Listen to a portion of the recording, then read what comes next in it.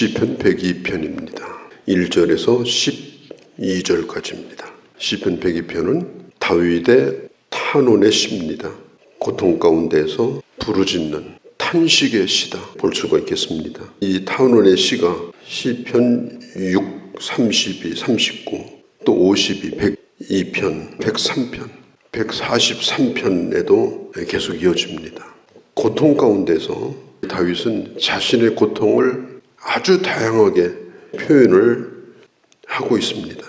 이것은 그가 죄책감 때문에 부르짖는 것이 아닙니다. 지금 자신을 괴롭히고 있는 현실, 자신을 괴롭히고 있는 자들, 그들 앞에서 하나님께 부르짖는 겁니다. 고통스럽다고, 힘들다고. 1절에 보면 상달하게 하소서.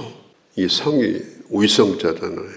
이 달이 도달한다. 내 기도가 그냥 부르짖는 푸념이나 외침이 아니고 하나님 앞에 내 기도가 올라가게 하옵소서. 지금 현실은 너무 힘들어요. 그야말로 메마른 땅과 같이 어떤 것도 올라갈 수 없는 그런 상황입니다. 그런데 나의 부르짖음을 주께 상달하게 되게 하옵소서. 성경에 보면은 이 올라가는 것, 그게 바로 기도라고 말하죠. 기도를 하나님의 성전의 향단의 향과 같이 표현한 것이 있습니다. 기도는 허공에서 머무는 게 아닙니다. 기도는 이 땅에서 드리지만 하늘을 향하여 올라간다. 주께 상달되게 하옵소서. 그리고 지금 자신의 고통에 대하여 탄원을 하고 있는 걸 볼 수가 있습니다. 그러면 지금 그의 형편이 어떤가? 2절서부터 11절까지 쭉 보면요. 1절에 괴로운 날이라고 그랬습니다. 괴로운 날에. 또 3절에 내 날이 연기처럼 사라지고 내 뼈가 수처럼 지금 타고 있습니다. 이거 허무하단 말입니다. 덫이 없다. 4절에 식욕을 잃었고 지금 맥이 다 빠져버렸습니다. 5절에 내 살이 빠지고 지금 살이 뼈에 지금 붙어버렸습니다. 6절에 나는 저 광야에서 밤새우는 올빼미 혹은 부엉이와 같습니다. 절대 고립감, 지금 혼자 남았다고 하는 지금 고립감을 하소연하고 있습니다. 7절에 밤새 외로움에 떨고 있는 참새와 같습니다. 8절에 종일토록 비방하며 대적하며 날뛰는 자들이 지금 내 곁에 있습니다. 미친 듯이 그들이 지금 날뛰고 있는 걸 내가 지금 보고 있습니다. 9절에 죄를 눈물에 말아가지고 밥처럼 제가 먹고 있습니다. 나의 음식에 눈물을 섞어 먹었다 하는 거예요. 11절에 기울어지는 그림자같이 내가 지금 쇠약해져 있다. 해가 져가는 것처럼. 그리고 풀이 시드는 것과 같다. 오늘 이 시인은 정신적으로, 육체적으로, 영적으로 아주 절망적인 그런 상황에 놓여 있는 것을 볼 수가 있습니다. 지금 이 시인은 하나님의 이름을 간절히 구합니다. 1절에 여호와여 내 기도를 들으시고 내 부르짖음을 주께서 상달하게 하옵소서. 내 기도가 이 땅에 탄식으로 머무르지 아니하고 자신의 기도가 하나님 앞에 반드시 올라갈 거라는 걸 그는 믿고 기도합니다. 2절에 나의 괴로운 날에 숨기지 마소서. 이 시인은 이 고통이 무엇인가 하면 하나님이 그 얼굴을 숨기는 것에 대한 두려움이 있습니다. 지금 모든 것으로부터 지금 고립되어 있어요. 그리고 이 시인은 기도합니다. 만일 내 기도를 듣지 않으시고 주님이 그 얼굴을 숨기신다면 이건 그야말로 절대절망입니다. 그런데 시인은 내가 하나님을 향하여 지금 구할 수 있고 그리고 하나님이 지금 이 기도를 듣고 계시다. 이게 중요합니다. 우리가 환경이 힘들고 어렵지만 우리가 하나님 앞에 왜 기도합니까? 혼자 하는 푸념이 아니잖아요. 하나님이 반드시 내 기도를 들으신다. 그런 경험을 할 수 있어요. 예수님도 십자가에 달리셨을 때 아버지여 왜 나를 버리십니까? 버림받았다는 느낌이 있어요. 그런데 그 얘기를 누구에게 하고 있느냐? 하나님에게 하고 있는 거예요. 아버지 왜 나를 버렸습니까? 그게 무슨 뜻입니까? 하나님의 아들이신 예수님도 고통 가운데서 그런 기도를 하신 적이 있습니다. 오늘 이 시인도 마찬가지예요. 3절. 지금 마치 피었다가 사라지는 연기처럼 불이 타올랐는데 이제는 재만 남아버렸습니다. 5절. 이제는 먹을 힘도 없습니다. 사람이 힘들고 어려우면 식욕이 떨어집니다. 밥이 먹고 싶지 않은 거예요. 밥맛이 없어서 그런 게 아니에요. 사실은 살고 싶지 않아서 그런 겁니다. 제가 어렸을 적에 우리 동네 저희 친구가 있었어요. 그 친구는 작은 어머니 밑에서 자라났습니다. 그리고 그 여자 형제도 뭐 사촌인지 오촌인지 그랬어요.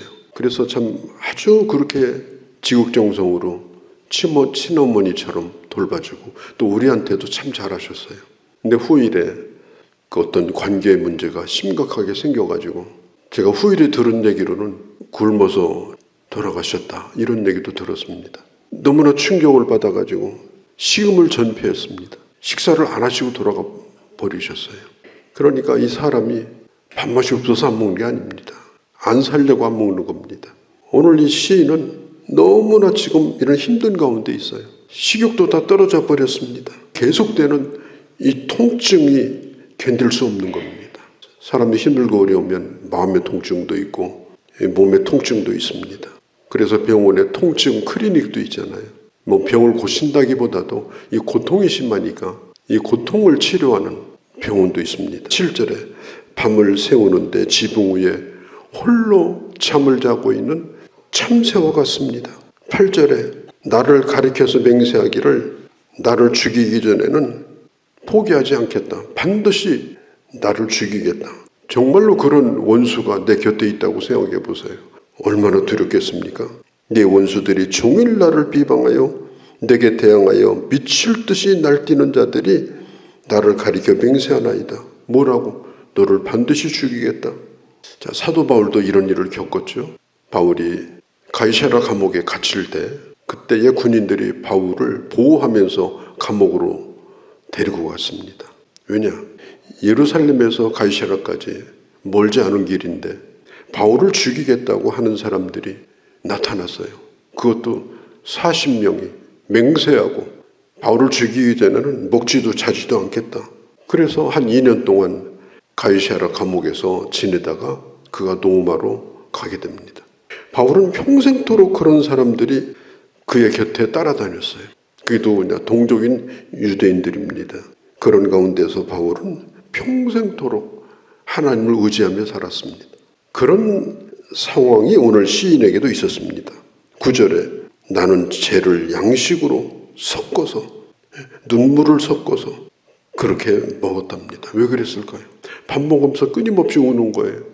우니까 밥에 눈물이 떨어지는 거예요.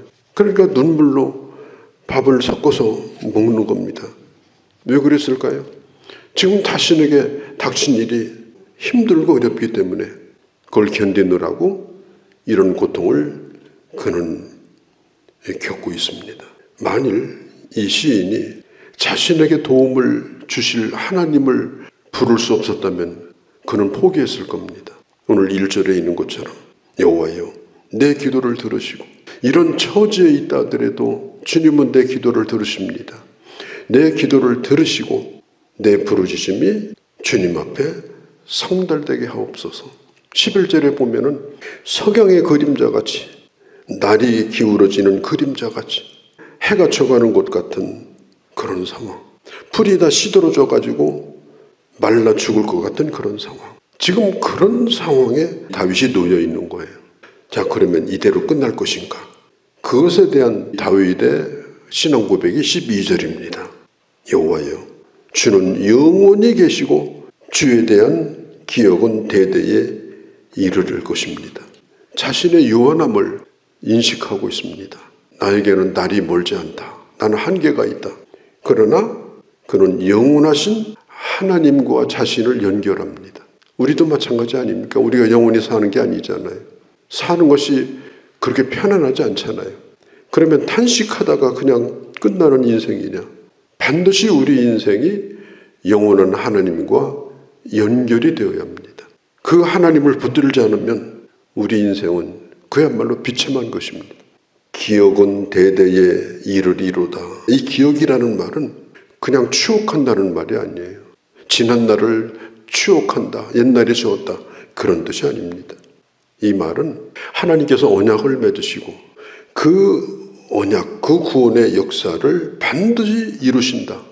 왜 이루시느냐? 하나님이시니까. 하나님의 성품이 누구인가를 이 시인은 다시 한번 확인을 합니다. 그러면서 지난 날을 추억하는 것이 아니라 그 하나님을 내가 기억합니다. 지금도 그 하나님이 살아계심을 기억합니다. 그리고 하나님의 이 신실하심은 나에게서 끝나는 것이 아니라 대대에 미칠 것입니다.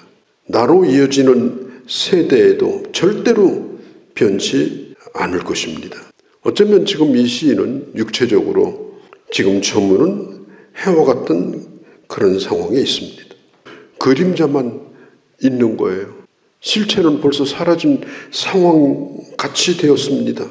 그 상황에서 뭐라고 그래요? 하나님은 영원하십니다. 주님은 영원하신 분입니다. 그 언약도 영원하십니다. 이건 지난 얘기가 아니라 앞으로 나를 뛰어넘어서 내 세대에 주실 하나님의 은혜가 그럴 줄을 믿습니다. 이게 얼마나 이게 대단한 고백입니까? 본문의 말씀을 짧게 읽어본다면 1절과 12절을 연결해서 읽으면 됩니다.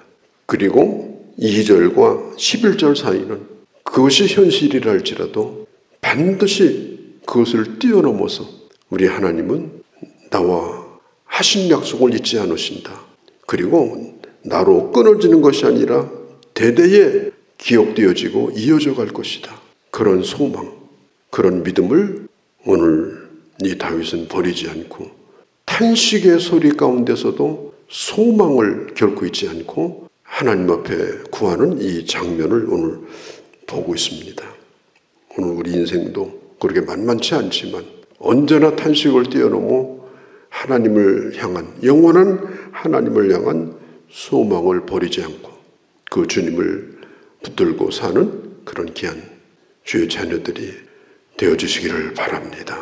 거룩하신 우리 아버지, 말할 수 없는 탄식이 있습니다. 모든 것이 다 끝나버린 것 같아. 이제는 절대 고립감, 이제는 눈물로 밥을 말아먹는 그런 상황, 이제는 해가 져서 다 기울어져 실체는 없어지고 그림자만 남아있는 그런 상황일지라도 여기서 끝나는 것이 아니라 내 삶은 영원한 하나님과 연결이 되어 있고 그리고 나는 그 하나님께 기도하고 있고 하나님은 그 언약을 반드시 나와 지킬 뿐 아니라 대대손손 이룰 것을 믿고 주님 앞에 기도하는 이 기도가 아버지 우리의 기도가 되게 하시고 우리의 소망이 되게 하시고 절대 절망 가운데서도 절대 소망을 붙들고 나가는 진정한 하나님의 사람들이 다 되게 하여 주시옵소서. 우리 주 예수님의 이름으로 기도하옵나이다. 아멘.